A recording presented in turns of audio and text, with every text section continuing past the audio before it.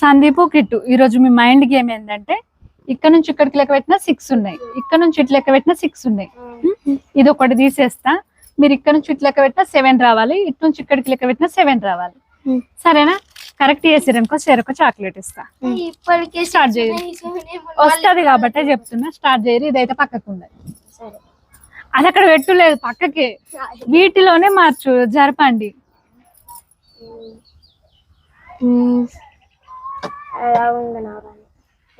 1 2 3 4 5 6 అవుతుంది చూడు.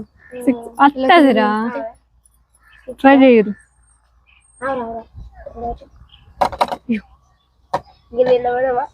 అది పెట్టు లేదు కదా, ఇవే సరుపుకోండి అది పక్కకి.